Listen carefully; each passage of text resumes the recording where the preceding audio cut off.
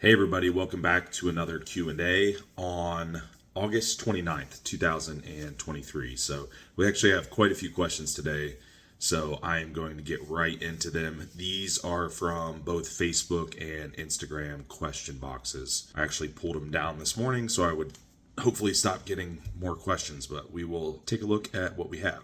So first one is rationale behind both tyrosine and L-Dopa in a so I'm assuming pre-workout. They asked why not just use one or the other. Tyrosine will convert to L-Dopa and then into dopamine, but tyrosine also has some other actions and conversions. So I'm assuming that's probably why both would be used. Otherwise, it is a bit of redundancy there as far as tyrosine being the main thing it's doing. Really, probably the main thing it's being used for in the pre-workout is that eventual conversion to dopamine. In that sense, it probably is kind of redundant, but with it having some other actions, it could potentially see justification to use both. And some people, depending on their overall genetics and enzymatic function, they might convert one better than the other. But to get tyrosine to dopamine, you got to go through L-Dopa. I could definitely see some redundancy there. Training setup when resolving SIBO or gut health issues. I mean, the biggest thing here, it's going to be very similar to any type of issue that has a systemic stress driver, hormonal issues, GI issues, adrenal issues, right?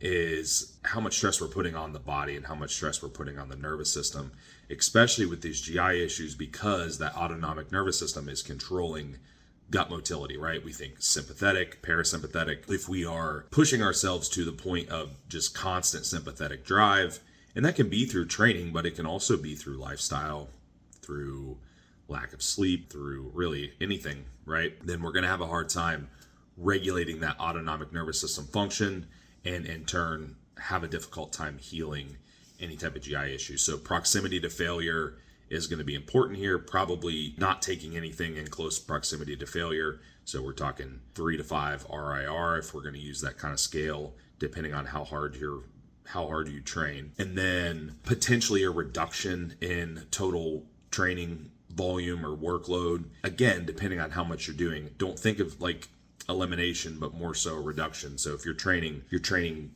5 days a week with 20 working sets per session, I mean, it's quite a bit, right? So maybe we need to take it down to 3 to 4 days a week with 15 or 12 working sets per session, right? Like it's not like we're totally eliminating it. It's just we have to make some kind of reduction, but we don't just need to look at training. I mean, we need to look at stressors from all areas. So where can we pull?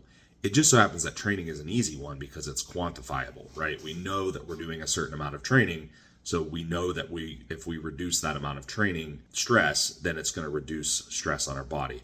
Whereas other things are a lot more difficult to quantify. So reducing them becomes more difficult. That's why we kind of gravitate towards training so quickly, because it's very easy to look at and change. If someone is not able to digest protein, what could be the possible reasons? Stomach acid is going to be the main digestive component here, right? Enzymes, yes, but primarily stomach acid, especially considering we are in our population demographic, we're consuming high amounts of protein generally compared to at least compared to the general public. If we don't have sufficient stomach acid or we have too much protein compared to the amount of stomach acid, then we're going to have a difficult time digesting the food or the meal, right? So if you have acid reflux or any type of GERD symptoms regularly, then that would be a potential problem. That's going to be the main reason. 9 times out of 10, that's what you're running into. How do you improve that? Well, you could always confirm that, do like a baking soda test. You can Google that. It's very simple. Give you a rough idea, at least, of if you have sufficient stomach acid or not.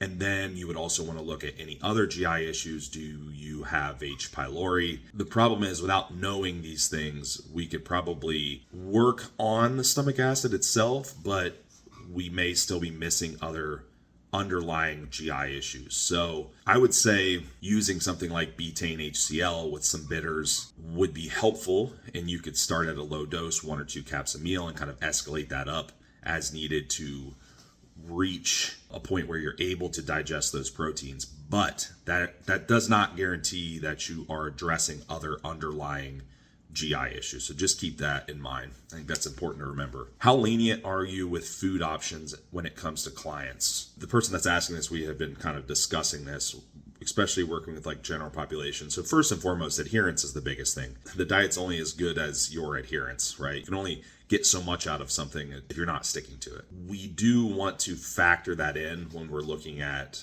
overall setup.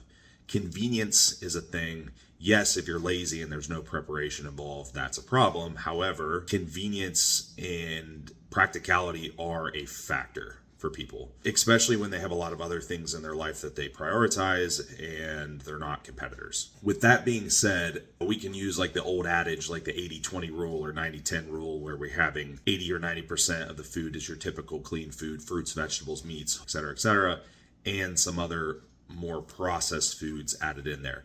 Now, the thing with that is that now, especially, there are a lot of like processed-esque foods that are really not bad options. Yes, they are not in their original form, but there's so many options now that you can still find pretty good packaged or processed foods, if you will, to fill in different macronutrient needs. It's not like all of them are going to be just full of vegetable oils and refined carbohydrates to super high extents and things like that. Not that those things are going to kill you in small amounts or anything, but it's just that there are good options. The other thing to consider would be digestibility, right? If you're eating absorbent amount of food, then digestion becomes a factor. You know, eating 700 grams of carbs from just potatoes and rice could be total digestive suicide for some people, right? It might work fine for others, but for some, it's just not a reality. It's not a realistic thing to do from a digestive standpoint. So having some of those foods in there can actually be probably better than worse, right? So yeah, I mean, using that kind of 80 to 90% rules probably valid, assuming that you're covering all your micronutrient needs. You could always plug into something like Chronometer to get at least a decent idea of where you're at with micronutrients, and then kind of insert foods from there based on the client's preference or convenience or whichever of those factors we're leaning towards. Is it inevitable during off season to become less insulin sensitive? Yes. I mean, realistically, I mean, you're going to become less insulin sensitive if you're in a caloric surplus to some extent, especially if you're continuing to escalate that caloric surplus over time. Then you will become less insulin sensitive, at least to some extent. It doesn't mean that you can't still make progress, but you're not going to maintain the exact same insulin sensitivity as you are when you're leaner and eating less. It's just a reality. Glutes are my last area to lose fat from. Any suggestions? So first and foremost, having enough muscle there is helpful to see the shape. Like, you can lose fat in an area, but if you don't have enough muscle there, it's not really going to give you that pop and that shape that you're looking for. So I think that's a mistake that people make. It's like, there's just not enough muscle to really see it. It just flattens out, does not look lean or have pop to it or have shape to it. So having enough muscle is important. Second thing was, you just have to lose more body fat. I mean, eventually the glutes are going to come in. Now, the question we want to ask is there a hormonal imbalance? Like, what is hormone balance looking like with this person? Is that causing difficulty with how they're distributing fat throughout the body? Were they overweight before and held a lot of fat in that lower body, so they have a lot of adipose tissue there or adipose cells there already? And why are we seeing more fat in that area? I don't think it's uncommon to see that as a holding area for females because of their genetic makeup and hormonal makeup.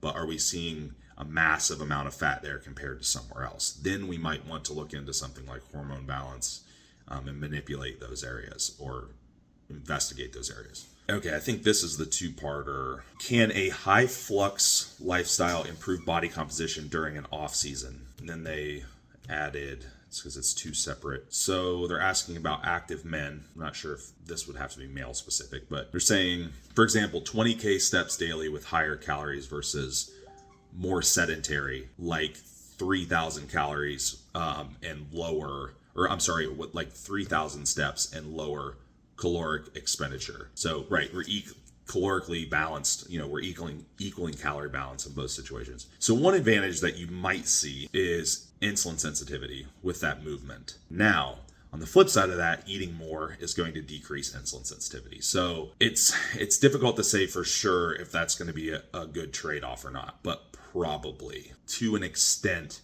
there's probably some benefit there for having that activity in there and movement to benefit you from an insulin sensitivity and partitioning standpoint, and maybe a digestive standpoint. Now, this is going to get taken to the extreme because everyone does that. 20K steps is a lot to do just on a regular off-season basis. 20K steps might be something that people do during fat loss phases when expenditure needs to increase and so on and so forth. But to just do 20K steps all the time, especially when eating in a surplus, that is a lot. Because then when you go into a deficit, what are you going to do? 30K steps? You're talking like really high expenditure. Secondly, can you even eat enough to offset 20K steps plus training, plus whatever your basal metabolic rate is? That's another question. Are we eating are you having to eat 1,000 more calories or 2,000 more calories or something ridiculous? I do think there's probably some benefit there. And I've seen that by leaving cardio activity in as much as I can with people and having some movement. So I've seen those benefits, but there's a point where you're just doing more just so you can eat more or something like that, or you're being very obsessive with how much activity you can do, because the example of 20K steps is a lot. It's a lot of movement. You're moving all day, constantly, nonstop, and probably doing extra to get that in. Something to keep in mind, one extreme or the other is probably not going to be the way to go. Thoughts on food dyes, particularly red 40, yellow 5, and 6. Do studies support avoiding? It's a good question. So I haven't looked into these studies in a while, but what I do recall from these studies is that most of them were rat studies, I believe. And they did show some toxicity, carcinogenic activity, and things of that nature, things that we would obviously want to avoid as humans. The difficult thing with this is dose translation, like looking at what is the dose in rats and dose in humans, and there are some formulas or equations to do that. That's how we have done so many rat studies on different things. We can kind of know, like from a metabolism standpoint of a rat versus human, this is approximately what that would look like. I don't know what the amounts are that they were using or the duration. I'd have to go back and really look. I do believe there are probably some reviews on PubMed, like, accumulating a lot of studies and looking at review, meta-analysis, things like that. So you could look at those, but I do think that the potential for side effects is there in high enough amounts. I just don't know what that amount is, but the potential for side effect in high enough amounts is there for a lot of things. So I would say that you would probably benefit from avoiding them for the most part if you can. And there's not a lot of things that we're consuming that have them in it. Diet, maybe like a diet drink or diet soda or something occasionally. Even a lot of those don't use them unless, depending on which ones you're getting, and you're probably not consuming a high enough amount to have any issues. But again, you can't quote me on that. You can, but I'm not 100% sure on that as far as amounts. There is some potential for issues based on the research. It's just the research is a bit lacking. After 16 weeks of pushing calories, inflammation is creeping up. Is a mini cut a wise idea, or could that stop progress? Yeah, it's going to stop muscle growth progress for sure, right? Because you're going into a deficit. Here's the thing. 16 weeks is just kind of an arbitrary number. It's not very long to grow. Why are you needing to pull back in 16 weeks? Are you not starting in a good enough place where insulin sensitivity is good and digestion is good and body fat's low enough? Are you needing to pull back too often? Is this a strategic thing where you're doing this intentionally? You're going 16 weeks on and a little break, 16 weeks on, a little break. Because otherwise, if you're having to pull back too often, then maybe your starting point isn't that good. How are we quantifying inflammation? Is it just that you look visibly inflamed or watery or what? Are you having digestive issues? Are you noticing pain in your joints or something that would indicate systemic inflammation, immune response, things like that? Or how are we quantifying inflammation? Are you measuring it on your blood work? Is your CRP elevated? Are you measuring certain inflammatory cytokines? Like, where is that idea coming from? Yes, you're probably going to create some amount of inflammation during that caloric surplus, but that's to be expected to a point. Are you still gaining muscle? Are you still gaining a favorable amount of lean body mass versus fat as your weight goes up? Are you still digesting foods well? Are you still performing training relatively pain-free? So on and so forth. And those are the things I'm looking at. So inflammation is going to creep up if we're using that as like a really broad term. Pulling back might not be necessary unless it's to the point where it's disrupting things that you need to continue to progress, digestion, training, etc. Do you have any kind of volume escalation when approaching a specialization phase? Yeah, I mean, your main volume escalation is probably going to be the parts you're specializing. So the way that I define that term specialization phases, we're probably specializing one, maybe two body parts at most if they're small body parts. It's a specialization phase where you are allocating most of your recovery resources towards that body part, and pretty much everything else just trained at maintenance. So if you are escalating any type of volume through that phase, you would probably be adding it to the body part that you're specializing. Can you still recover and continue to progress? Are your sessions actually backsliding because you're doing so much volume for the body part? But if I'm doing any type of volume escalation, it's probably going to go towards that body part if I can recover from it throughout that phase. How do you communicate with clients about energy levels, morning, night, morning, day training, with updates and things like that? So one of the things is like using comparisons. How is your energy compared to last week? We need a baseline. If they don't know what good is, then that's going to be difficult because a lot of people don't. Their baseline is only what they're used to. How are you feeling during training in terms of endurance throughout the session? Are you falling off hard halfway through your session? Are you performing well through the session? How are you feeling during the day? Are you crashing out at 1 o'clock in the afternoon? Are you not? You need some type of like question or measurement, if you will. If you just say, how is your energy? That might be fine for some people. But for others, if they don't have a good baseline, they're not able to quantify that. They really have nothing to like specify, if you will. So you need specification points throughout your energy updating process. All right, guys, that is it for today. It was a longer one today, but I appreciate all the questions, and I will get this up on YouTube. I will talk to y'all next time.